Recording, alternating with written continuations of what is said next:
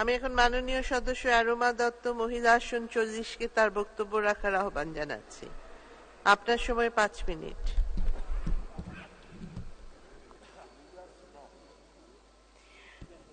পরম শ্রদ্ধেয় মাননীয় স্পিকার, আন্তরিকভাবে কৃতজ্ঞতা ও ধন্যবাদ জানাই মহান সৃষ্টিকর্তাকে এবং বাংলাদেশের জনগণকে মহান সংসদে চতুর্থবারের মতো আপনাকে মাননীয় স্পিকার হিসেবে নির্বাচিত হয়ে পবিত্র সংসদ দক্ষতার সাথে পরিচালনা করবার জন্য।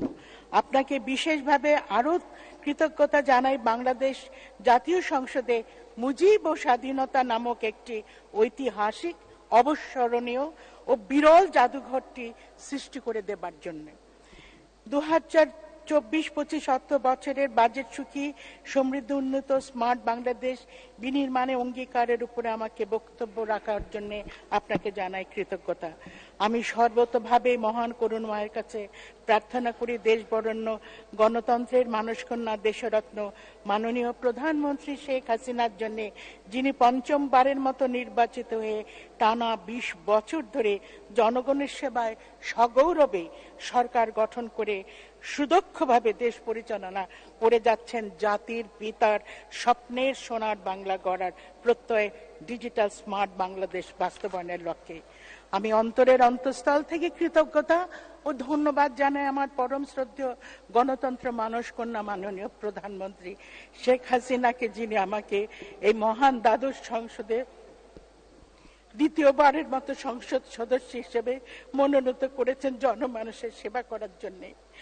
আমি পরম শ্রদ্ধা করে মহাকালের মহানায়ক, কিংবদন্তি, সর্বকালের সর্বশ্রেষ্ঠ বাঙালি, স্বাধীন সার্বভৌম বাংলাদেশের মহান স্থপতি, জাতির পিতা বঙ্গবন্ধু শেখ মুজিবুর রহমানের কৃতজ্ঞতা জ্ঞাপন করছি, গভীর শ্রদ্ধাঞ্জলি ও প্রণাম, যিনি না জন্মালে বাংলাদেশ নামক একটি ভাষা ভিত্তিক অসাম্প্রদায়িক রাষ্ট্রের কোনোদিনই জন্ম হতো না।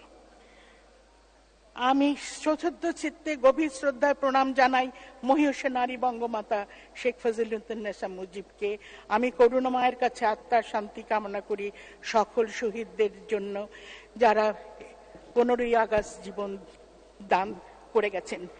আমি অন্তরের অন্তঃস্থল থেকে 30 লাখ শহীদদের পবিত্র আত্মার প্রতি শ্রদ্ধা জানাই। আমি আরো গভীর চিত্তে শ্রদ্ধা জানাই চার বীর শহীদ নেতাদের। আমি মহান করুণাময়ের কাছে আত্মার শান্তি কামনা করি 1971-এ বর্বর পাকিস্তানি হানাদার বাহিনীর হাতে নির্মমভাবে নিহত আমার পিতামহ শহীদ ধীরেন্দ্রনাথ দত্ত ও আমার একমাত্র কাকা শহীদ দিলীপ দত্তের জন্য, যাদের হারিয়ে আমার ভেতরে আজও সর্বক্ষণ রক্তক্ষরণ হয়। মাননীয় অর্থমন্ত্রী বিশিষ্ট কূটনীতিবিদ আবুল হাসান মাহমুদ আলীকে সুখী, সমৃদ্ধ, উন্নত, স্মার্ট বাংলাদেশ বিনির্মাণে অঙ্গীকার শীর্ষক জাতীয় বাজেট উপস্থাপন করার জন্য জানাই ধন্যবাদ। বঙ্গবন্ধুর উত্তরসূরি সুযোগ্য কন্যা, দেশ বরেণ্য জননেত্রী, দেশরত্ন, দেশপ্রেমিক, আধুনিক ডিজিটাল বাংলাদেশের কারিগর, সর্বকালের সফল প্রধানমন্ত্রী, charismatic visionary leader, a star of the east মাননীয় প্রধানমন্ত্রী শেখ হাসিনার নেতৃত্বে গণমানুষের ধারাবাহিকতার উন্নয়নে অগ্রযাত্রার মাধ্যমে 2041 সালে প্রতিষ্ঠিত হবে একটি স্মার্ট বাংলাদেশ। মাননীয় প্রধানমন্ত্রী শেখ হাসিনার সুদক্ষ নেতৃত্ব দ্বারা সৃষ্টি হয়েছে বদলে যাওয়া উন্নয়নের সাফল্যের দৃশ্যপট। অর্থনীতিতে বৃদ্ধি পেয়েছে মাথা পিছু আয় 5 গুণ, রপ্তানি খাতে আয় বেড়েছে 5 গুণ, বার্ষিক রেমিটেন্সে আয় বেড়েছে 6 গুণ, চাল ক্রয়ের ক্ষমতা সক্ষমতা বেড়েছে 3 গুণ, শ্রমিকদের মজুরি বেড়েছে প্রায় 9 গুণ, দারিদ্র্যের হার কমে এসেছে অর্ধেক। আমি এখানে মাননীয় প্রধানমন্ত্রী অনেক মেগা প্রকল্প সমাপ্ত করেছেন, পদ্মা সেতু তার অন্যতম। তারপরেও আমি বলছি যে 24-25 অর্থ বছরের বাজেটে সৃষ্টি করা হয়েছে বর্তমান অগ্রযাত্রা পেরিয়ে স্মার্ট বাংলাদেশ সৃষ্টির জন্য স্মার্ট অর্থনীতি করা, স্মার্ট সমাজ সৃষ্টি করা, স্মার্ট নাগরিক সৃষ্টি করা। বর্তমান বৈশ্বিক মন্দা এবং মুদ্রাস্ফীতি মোকাবেলা করার এক আশ্চর্য গণমুখী বাজেট বাংলাদেশকে উপহার দিলেন আমাদের মাননীয় প্রধানমন্ত্রী। As a super world class economist, a humanist হিসেবে বর্তমানের বৈশ্বিক চ্যালেঞ্জ মোকাবেলা করে যে এই অঞ্চল 2 মিনিট। পক্ষে এই কাজ সম্ভব হতো কিনা সন্দেহ। উনি উপহার দিয়েছেন Bangladesh a case of magical wonder. এখানে আমি একটুখানি জাস্ট কোট করে যাই। Former chief economist of World Bank and adviser of the government of India Kaushik Basu একটি স্টেটমেন্টে বলেছিলেন,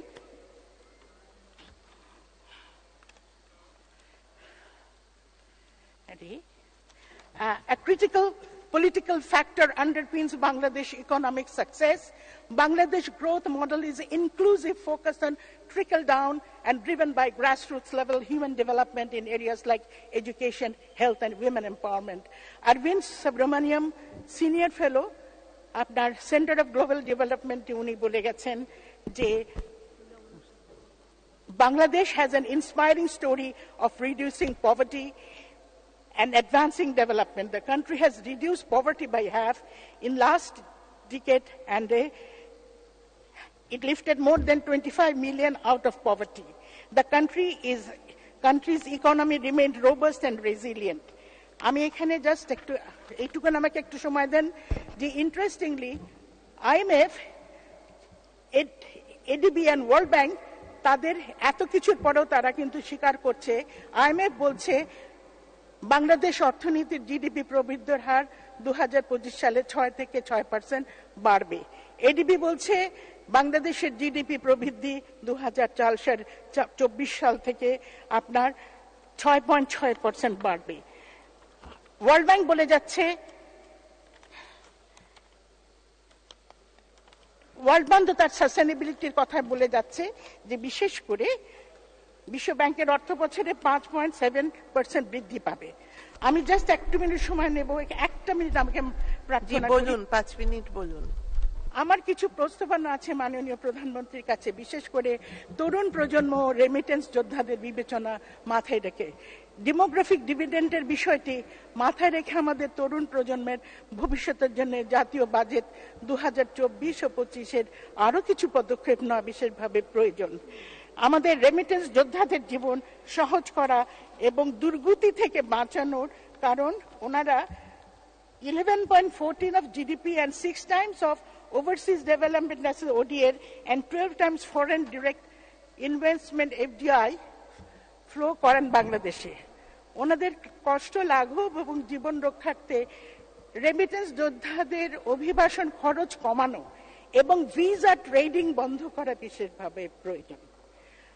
আমি সকল শহীদদের পরিবারের পক্ষ থেকে শহীদদের সন্তান হিসেবে আমার একটি অকুল আবেদন আছে প্রধানমন্ত্রীর কাছে।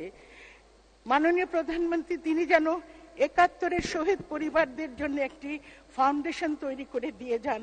উনি না হলে কেউ করবে না আমাদের এই দুঃখ কষ্টের এই জায়গাটুকু ধরে রাখার জন্য হাজার বছর ধরে।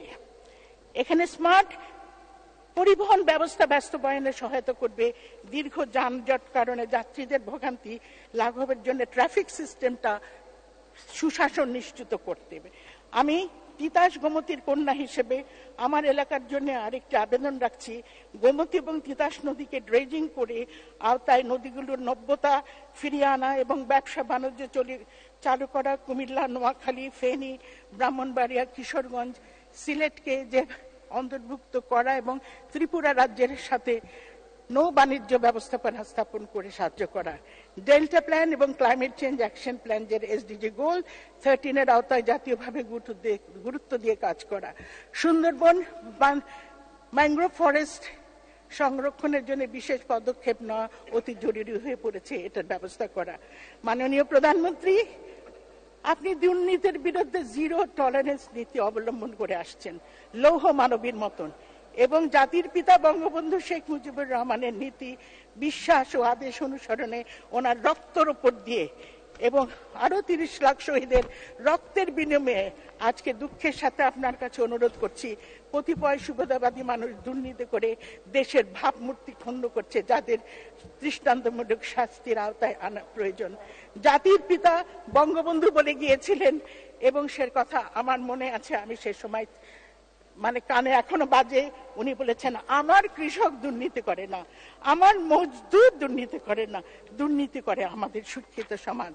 আমাদের মাননীয় প্রধানমন্ত্রী শেখ হাসিনা ওনার মহান পিতার মতোই দুর্নীতির বিরুদ্ধে জিরো টলারেন্সের বিষয় ঘোষণা করেন এবং বলেন দেশ থেকে সর্বপ্রকার অন্যায়, অবিচার ও শোষণ উচ্ছেদ করার জন্য দরকার হলে আমি আমার জীবন উৎসর্গ করে দেব আমার পিতার মতো। মাননীয় স্পিকার, এইটুকুন বলে শেষ করি। মাননীয় প্রধানমন্ত্রীর জন্য শেখ হাসিনার অঙ্গীকার এই সরকার উন্নয়নের সরকার, গণমানুষের সরকার, মুক্তিযুদ্ধের চেতনার সরকার, বঙ্গবন্ধুর সোনার বাংলা সরকার। আমি মনে প্রাণে প্রার্থনা করি গণতন্ত্রের মানসকন্যা দেশরাত্র মাননীয় প্রধানমন্ত্রী, যিনি দেশের কল্যাণে এই পূর্ণ কাজ সম্পন্ন করতে পারেন, তার অসাধারণ দক্ষতা, তার জ্ঞান, তার সৌন্দর্য ও সুস্বাস্থ্য নিয়ে এই সোনার বাংলার সোনার কান্ডারি তৈরি করে এগিয়ে নিয়ে যাওয়ার জন্য আপনাকে মাননীয় স্পিকার প্রাণ ঢালা আমার আন্তরিক শ্রদ্ধাঞ্জলি এবং মাননীয় সংসদ সদস্যের সকলকে আমি জানাই কৃতজ্ঞতা, শ্রদ্ধা এবং ভালোবাসা। জয় বাংলা, জয় বঙ্গবন্ধু, জয় হোক মাননীয় প্রধানমন্ত্রী শেখ হাসিনার বাংলাদেশ চিরজীবী হোক। ধন্যবাদ মাননীয় সদস্য।